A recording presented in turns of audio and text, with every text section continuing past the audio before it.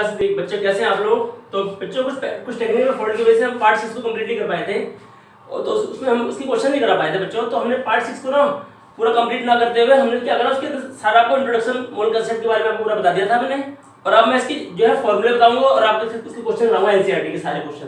Part 7 होने वाला है बच्चों, हमारे पार्ट 7 होने वाला है। क्योंकि मैं इसको पार्ट 6 में खत्म कर देता बट इसमें कुछ टेक्निकल फॉल्ट आ गया था, बट कोई बात नहीं, लेट्स डू इट अगेन।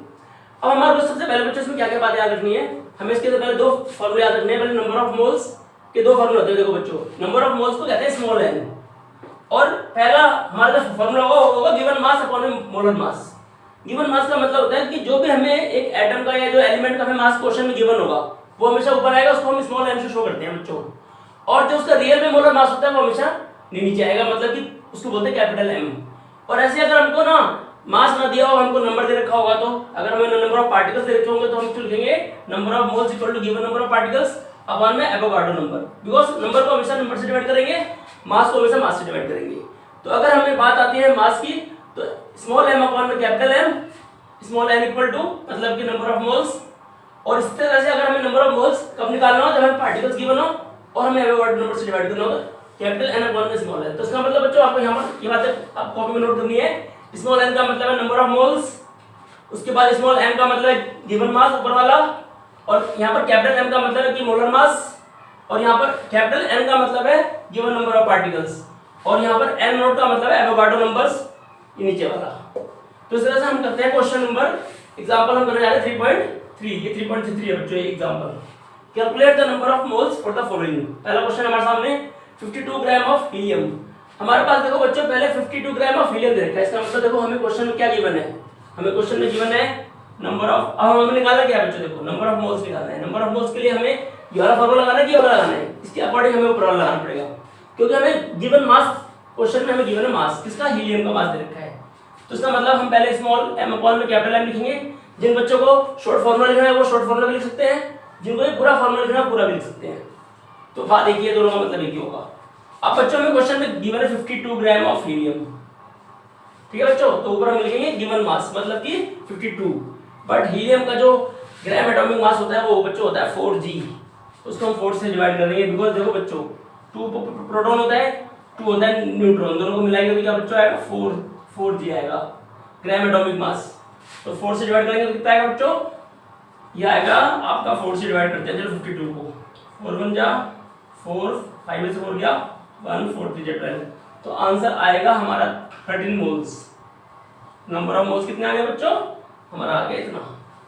ये हमारा आता है पार्ट 2। अब इसके बाद अब देखो बच्चों हमें इसमें क्या क्वेश्चन गिवन है, 12.044 into 10 की power 23 number of helium atoms. अब की बार देखो हमें नंबर ऑफ पार्टिकल्स गिवन है हीलियम के, तो अब की बार हम क्या लिखेंगे इसका फॉर्मूला पार्ट 2 के अंदर।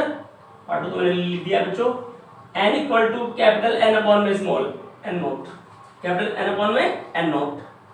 अब हमें क्वेश्चन की क्या गिवन है बच्चों, वो गिवन है हमें 12.044 into 10 की पावर 23, और जो नीचे गिवन है हमें एवोगाड्रो नंबर लिखना पड़ेगा।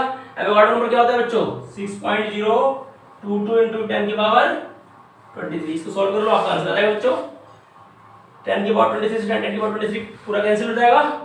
और बच्चों 6.022 के टेबल में ना 12.044 देखो कितनी बार में आता है, 2 बार में आता है, देखो चेक करके देखो जरा। 6.022 को 2 से मल्टीप्लाई करो, देखो बच्चों 2 4 2 4 2 0 0 2 6 12 पॉइंट 3 के बाद लगा दो, तो देखो आप कंप्लीटली 2 टाइम में आएगा। तो उसका मतलब 2 मोल्स होंगे इसके अंदर। हमारा स्मॉल एन कितना आ गया 2 मोल्स। तो ये एग्जांपल नंबर हमारा 3.3 कंप्लीट हो गया। हाँ तो बच्चों हम से एग्जांपल 3.4 करने जा रहे हैं। Calculate the mass of the following. पहला पार्ट है हमारा इसका 0.5 moles of N2 gas. N2 का मतलब यहाँ पर बच्चों nitrogen gas, nitrogen gas. Nitrogen का बच्चों मॉलिक्यूलर मास कितना होता है नाइट्रोजन का, वैसे 14g होता है एक N का। और अगर मैं N2 की बात करूं, N2 की बात करूं तो 2 से मल्टीप्लाई कर दो 14 को, मतलब 28g हो जाएगा N2 का। अगर हम देखें कि नाइट्रोजन के एक एटम का जो होता है ना मॉलिक्यूलर मास वो होता है 14 ग्राम, 7 + 7 14 होता है, तो उसका हो जाएगा 28 ग्राम। तो उसने हमसे क्या बोला है पहले बच्चों N2 गैस बोला है उसने। देखो बच्चों तो सबसे पहले तो हमें देखना पड़ेगा हमें निकालना कैसे है, हमें निकालना है मास फ्रॉम मोल ऑफ और मॉलिक्यूल से। अब हमें मास निकालने का फॉर्मूला क्या होता है बच्चों, देखो यहाँ हमारे पास फॉर्मूला था स्मॉल m बराबर small n equal to small m upon में कैपिटल M, मतलब गिवन मास अपॉन में मोलर मास। और एक और था हमारे पास जिसमें हमें नंबर ऑफ पार्टिकल गिवन होंगे और एवोगाड्रो नंबर के अकॉर्डिंग हम निकालेंगे। बट हमें अभी क्या करना है, देखो जो हमें मास गिवन है अभी हमें मास के हिसाब से निकालना है, तो मास के हिसाब से निकालेंगे क्या करेंगे बच्चों, देखो अगर मैं स्मॉल m की वैल्यू निकालूंगा तो कैसे निकालूंगा, मैं ये n को मल्टीप्लाई कर दूंगा कैपिटल M से। कैसे करूंगा बच्चों, देखो m यहाँ डिवाइड है वहां से मल्टीप्लाई हो जाएगा, तो ये जो n है ना वो हमारे पास क्या हो जाएगा, नंबर ऑफ मोल्स रहेंगे, ये रहेंगे नंबर ऑफ मोल्स। तो नंबर ऑफ मोल्स को हमने किससे मल्टीप्लाई कर दिया, मोलर मास से, तो इसको हम चाहे तो नंबर ऑफ मोल्स भी बोल सकते हैं और इसको मोलर मास बोल सकते हैं, इसकी जगह हम चाहे तो पूरा पूरा लिख सकते हैं।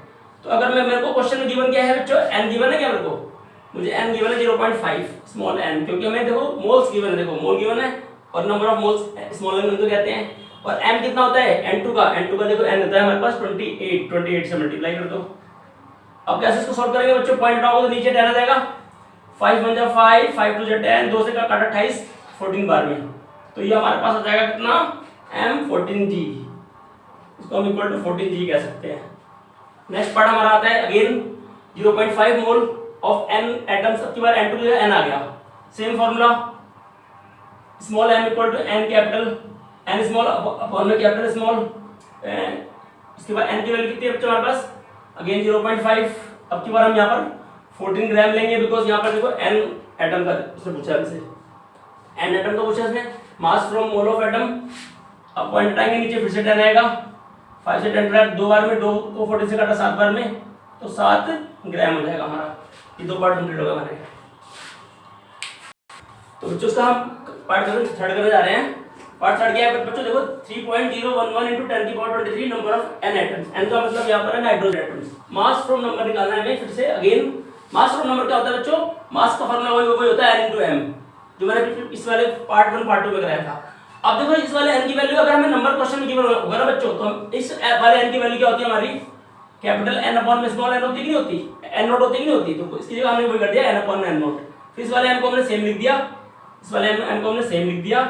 उसके बाद n की वैल्यू कितनी क्वेश्चन की मैंने 3.011 ऐसे लिख दिया इनटू 10 की पावर 23।